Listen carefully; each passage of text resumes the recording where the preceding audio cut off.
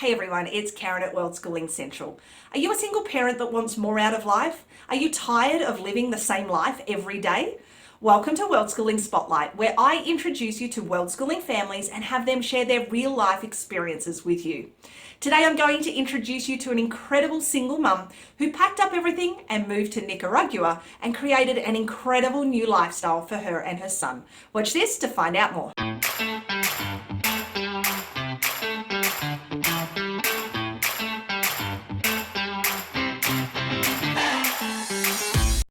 Meet the Neesett family. Like many single parents, Mum Martha wanted more from life. She just didn't know how to get started. While working with a life coach, Martha had a breakthrough. She wanted to move to Nicaragua. It was a plan that most would think was completely crazy, but deep in her heart, Martha knew this was the right move for her and her young son. So they packed up and headed off for 6 months, excited to break away from day-to-day life and experience an incredible adventure together. Fast forward a few years, and after returning to the US, Martha and her son both longed to travel more. They missed the excitement and the adventure, so eventually they sold everything and began a full-time world schooling lifestyle. Today, Martha runs a successful company that supports single mums that want to travel. She and her son have travelled through Central America, Asia, Australia, Fiji and Mexico, and the future is super bright for this adventurous single mum who followed her dreams. Let's meet Martha now. Hi, my name is Martha Nicaragua. From Central Ohio in the US. I'm a single mom of one child, so my son Sam is just about to become a teenager. He'll be 13 next month. And we've been world schooling, I'd say for about 5 years. And that's been, we can get into all of that, but for us, it's been a mixture of being at our home base and then traveling out for several months at a time, coming back to a base for a while, doing shorter trips. So we've done a lot of different things. So Martha, how do you define world schooling? I see world schooling as basically using the world as part of our education. So learning from the world, in the ways that we travel and the people that we meet, the cultures we come across.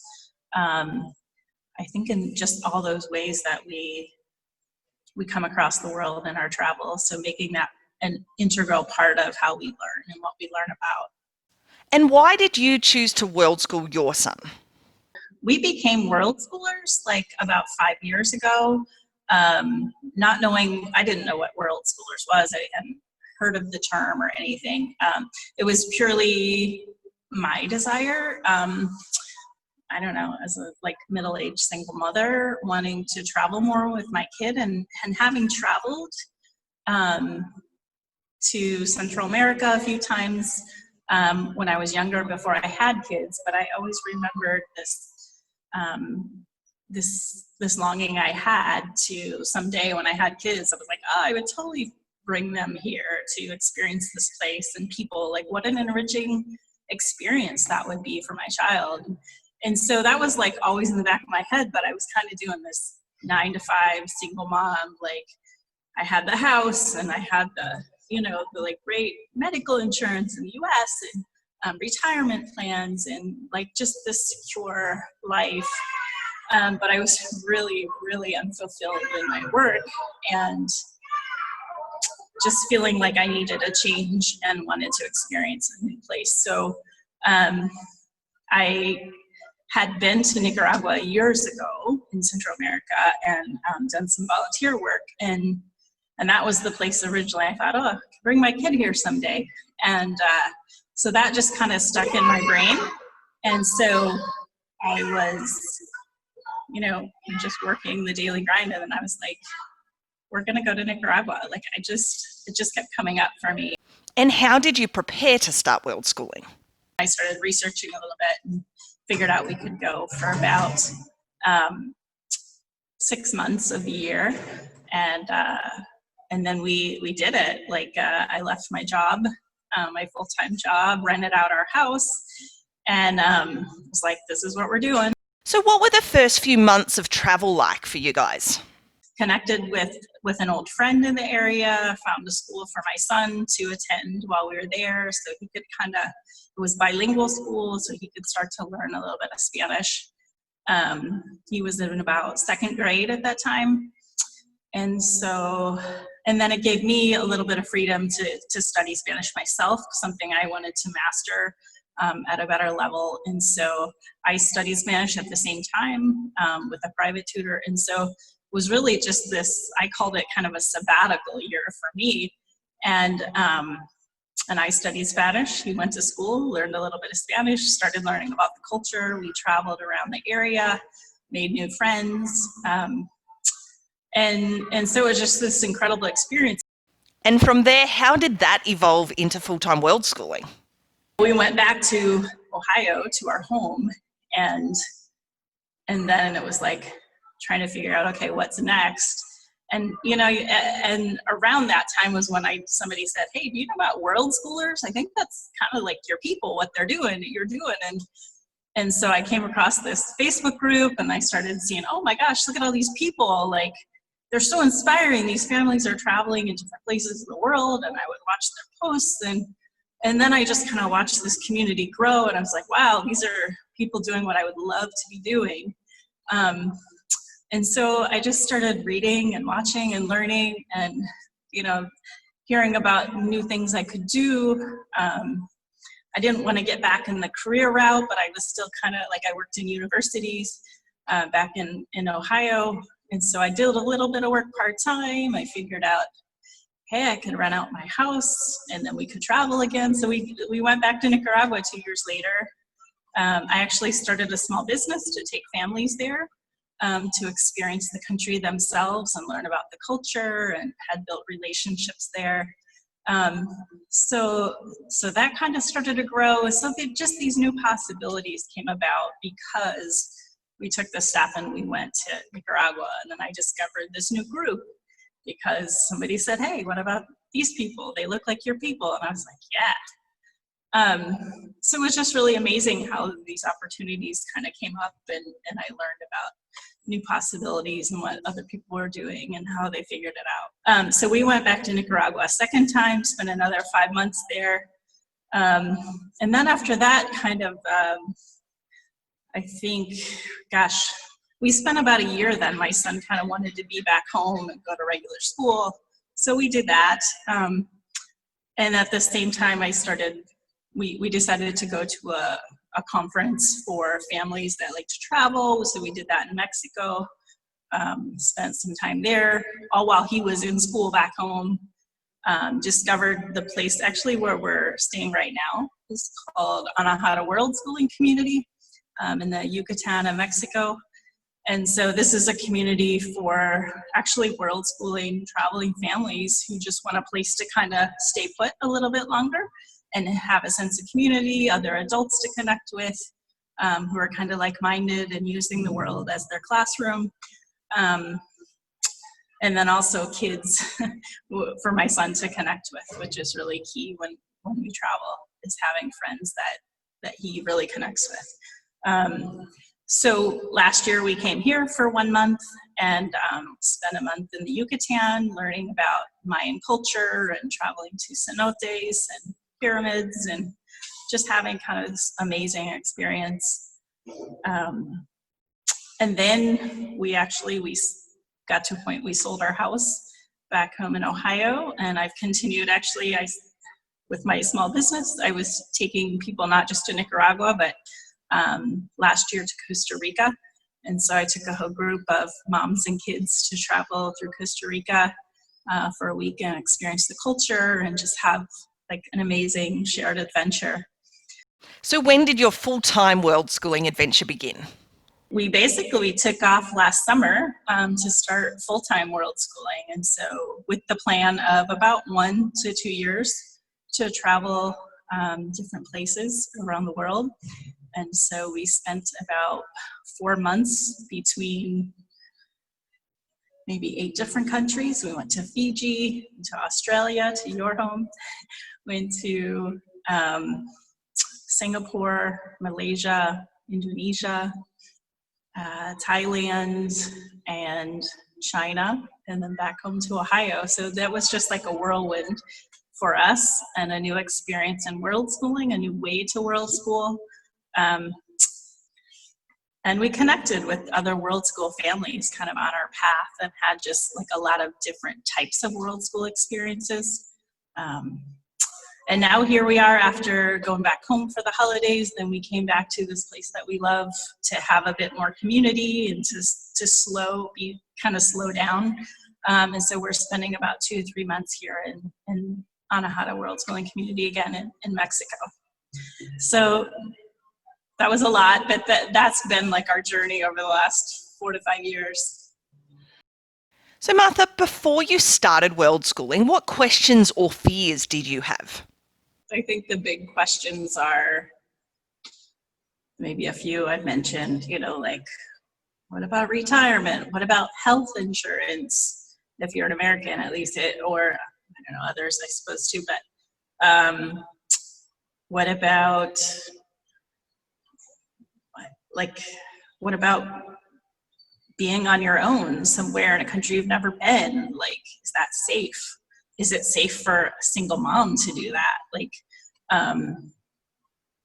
And then how do you sustain it? Like, how do you live? How do you work? And how does your kid go to school? How do they learn? I think those are the biggies, maybe, that I've hit over time or heard over time, or even I think asked myself. I grew up pretty mainstream, lifestyle in Ohio.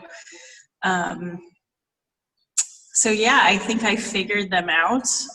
Like I said, I just kept learning and asking questions from other people and figuring out what could I do. And just kind of trusted myself. Like when something came up, like I started the business to take families to Nicaragua. And just because I had built some wonderful connections, I learned about how to start that business online, how to, do a little bit of marketing and connect with people. And then it kind of grew. And so just building those connections and making those relationships, then you're not starting from where you were before, that place where you didn't know. You're building on your knowledge and growing throughout that. So I think just asking those questions, continuing to learn and trying things, taking that step, just being brave, even though you don't have it all figured out, and moving to the next place.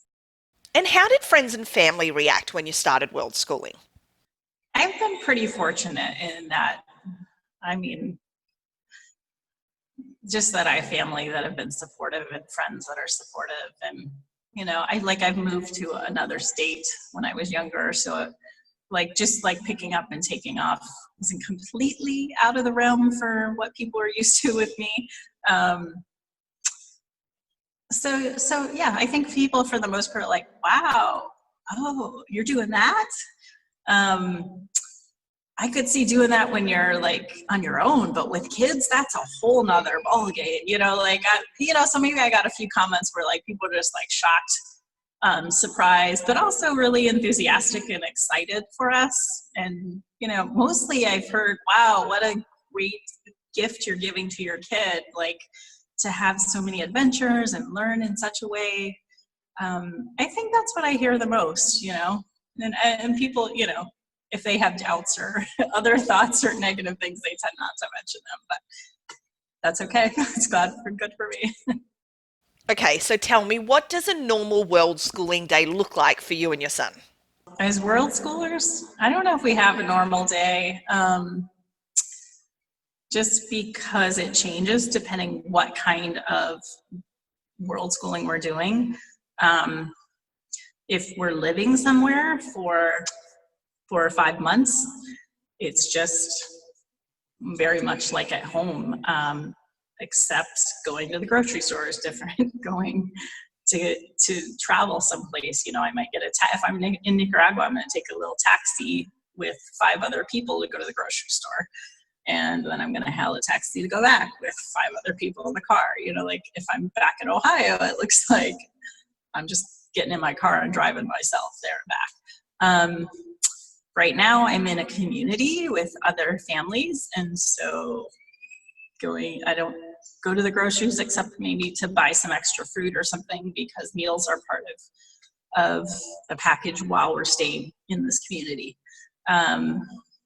If we're on the road, like when we were in Asia, we might have a little kitchenette where we were living. And so if I'm in a brand new place, it's like, okay, where's the grocery store? How do I get there? And do I have the right currency? And how do I take a taxi or walk, or, all of those things. So just doing that, that making sure that our family gets fed is different depending where we're at in the world and how we are world schooling. We also spent 2 weeks on an island in Fiji, and meals were included in that, so there was no running to the grocery. It was just sitting down with people to share the food that was prepared. So yeah, it's really different. While we're in community, I love that we get to slow down. I have space to work during the day. We have kind of like a meditation and yoga each day. Where we're staying right now, I have meal together with other families and time to talk. My son is off, maybe doing some gaming with some other kids, or out running around, playing in the yard. We might go out for an activity to learn from one of the Mayan families in the village, or go to a cenote, it's a swimming hole here in the Yucatan that are really unique to this area. So yeah, it just depends where we're at, what a typical day looks like. But yeah, just our usual morning rituals and figuring out how to do those in the location where we are. And while you're traveling, how do you create community? How do you connect with other people? That's huge. Because, I didn't know about a world schooling community online when I first began. So we just moved to Nicaragua. Through my son's school, we met some other expat families. And then we also met local families. So the local families were speaking Spanish with us, which I was okay with my Spanish. My son was not so much at first, so it was really difficult for him to really build those friendships. He's such a verbal kid when he plays. So like having other, so he was looking more for expat kids that understood how he played and could speak the same language with him. And so, those were the relationships that we that spent the most time with, I think, while we were there. But after that, he struggled because there's only a limited number of kids that he could build those relationships with. And so we really shifted how we world schooled after that, because we went home for a while after Nicaragua, but then when we left to kind of world school full time, I was very specifically looking for community when we traveled. So like when we took off for Asia, we started in Fiji with a program that was advertised through some world schooling sites. And we went and spent time with probably 10 other families that was also integrated with the Fijian culture, and we're learning about Fijian culture. But we did that in a community setting. And then we moved on to Australia. And that was, I really used the Facebook group for world schooling house sitting, I think. And I put out a message and our picture and just said who we were and what we were looking for, that we were going to be in Sydney, Australia for these dates. And we would love to meet up with other world schoolers. And this is my son, this is myself, this is what we've been doing. And I just got so many messages back, and people were really enthusiastic and said, yeah, let's connect up. And so we would chat on Messenger, and we stayed with several families and met up with them for hikes in some of the parks while we were in Sydney, and just had this beautiful time that was not anything scheduled, or, it just created itself by putting ourselves out there. So we had that amazing experience in Australia, connecting with families. We planned to spend a month with another program that was put out called the Stone Soup Family Pop-Up, and that was organized by one family, and we had probably 30 families came to Bali, to the same town, and it had some organization to it, like with the weekly program, and everybody brought something to share and to teach, and so there was opportunities for the kids to connect and do games together or do outings together. And then after that, we had some friends from that event that we went and traveled for another month to another part of Bali and then on to Thailand, and traveled with probably two or three other families. So, you know, it was nice for me to connect with friends and for him to have friends that were traveling with us. So yeah, we've really shifted our focus from like just going to a brand new place that neither of us knows and doesn't know too many people, to where can we go? We can, you know, maybe travel these few places where that's brand new to us, but we'll have stopovers or go on a group trip with some other families, just to have that sense of community and belonging and friendships to enjoy the experience more. Okay, let's talk about education. How does your son learn? Yeah, so we've done a mixture of homeschooling, traditional schooling, international schools.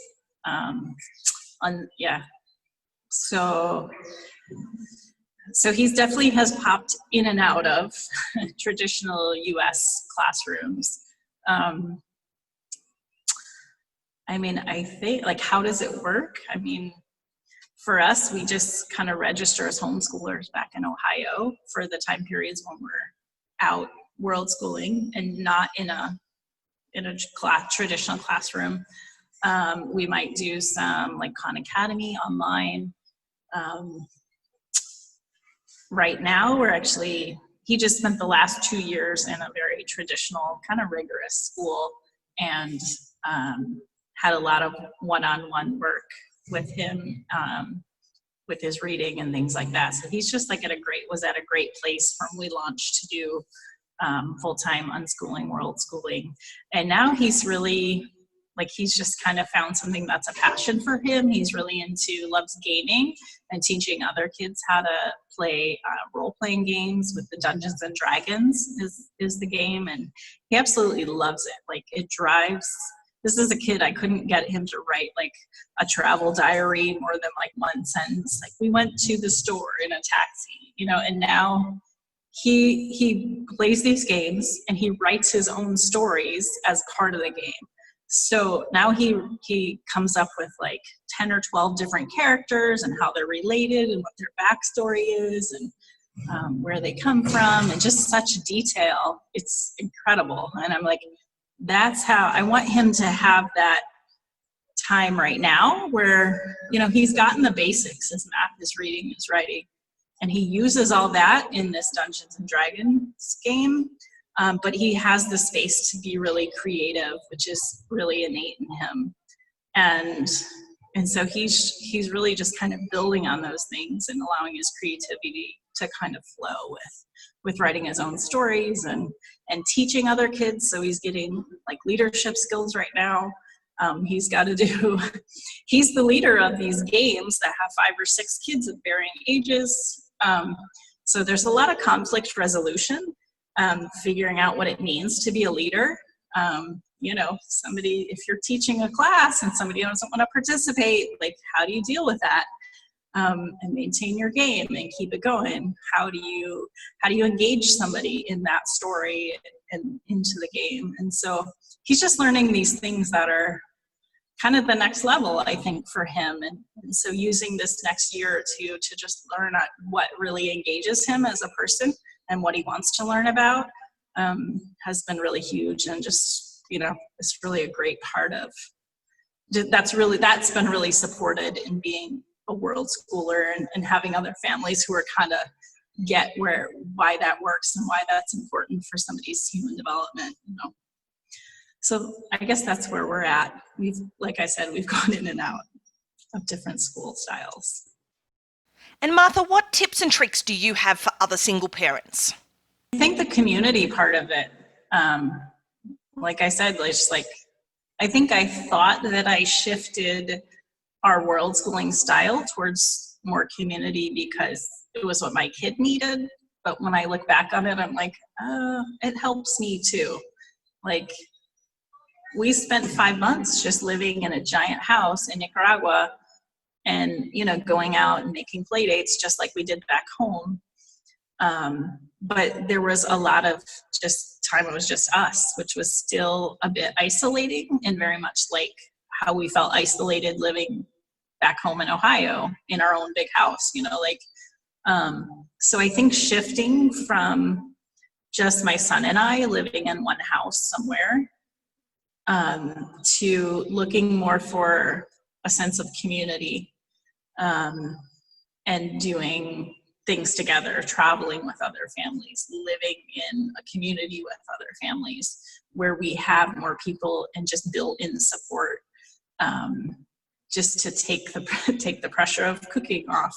Like when we're here, I don't have to cook a meal for 2 months. I have to support with laundry and cleaning and like all those things as a single parent are all on me. Yeah, I think so. Really, we've shifted both for he and for I. It makes our life a little smoother and more comfortable and supported. So what does it cost you to world school?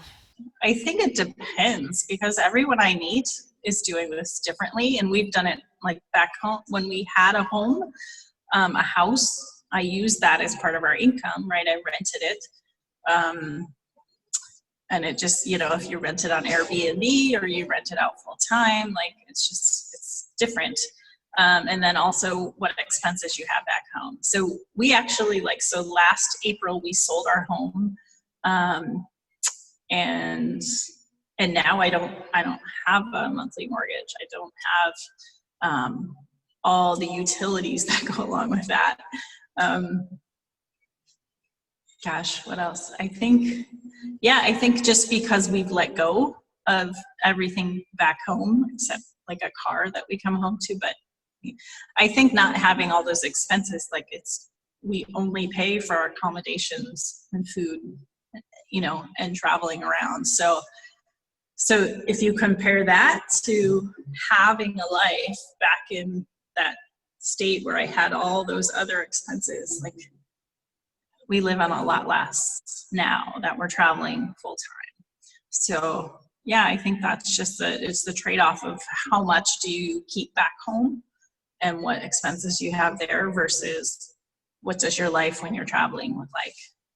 So how do you fund your travels? I mean, I worked a full-time job for a long time in higher education. I started my own business in traveling and hosted families to travel to different places. I've rented property, fixed up and sold property, worked as a college advisor. Yeah, I don't know. That's like a handful of different jobs just in the last 5 years. Yeah, so I think it's just like asking the question, trying things out, continuing to learn. What do you know now that you wish you knew when you first started? I think for me, I mean, I just see learning as a process and I'm okay with that. Like, I don't feel like, wish I knew all this back 5 years ago. But I think for me, I probably just wish I took a leap sooner and knew that I could trust that. Yeah, I think those fears just were for quite a while, for many years. So maybe just knowing, having some basic things in place and not letting any of those particular fears overwhelm you. I think I wish I had started a little sooner. And what's next in your world schooling adventures? We are here for about another month in the Yucatan, and then we'll go back home to Ohio. My son and I both like to just spend some time with family. He wants to spend some time with his dad.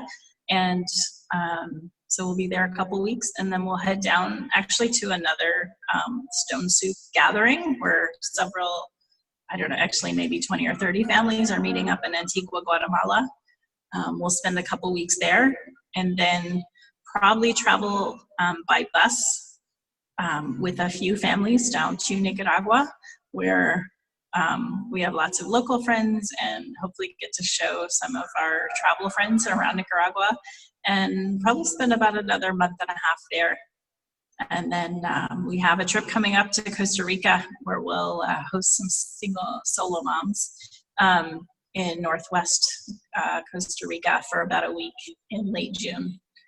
And so, yeah, more just popping home, popping out to someplace new, meeting up with people that we know, and then venturing on our own here and there too. And where can we find you online? My travel company is momandkidtravels.com. Is where you can find us. You can find our Facebook group, Nicaragua Immersion, Mom and Kid Travels online, and love to have you join us. Check us out. If you're a mom who is especially just kind of getting started with the Worldschool lifestyle and want to try out traveling international, like, it's a wonderful way to, one, connect with other like-minded women who travel and want to experience a new place and just get their kid exposed to new cultures and new sites and have an adventure together. Yeah, we'd love to have you, so check us out, momandkidtravels.com. And yeah, if you have questions, anybody's welcome to ask or reach out. And finally, Martha, what would you say to someone who is considering world schooling? I would say you're not alone, and every single person, I imagine, who is doing this now has been exactly where you were at, asking themselves that same question. Can I do this? Is it possible? So I think for most, it's really about creating that plan to get yourself to where you want to be. And so asking the right questions, strategizing, and just moving in that direction, and speaking very positively about what you want to see happen in your world, and saying it out loud to people around you to get that support. To find out more about Martha, her son, and their adventures through Nicaragua and beyond, be sure to check out their website using the link in the description. If you enjoyed this video, be sure to subscribe and give us a thumbs up. You can click on the bell icon to be notified each time we release a new video, and if you're keen to get more information about world schooling, download our free World Schooling Quick Start Guide using the link below this video.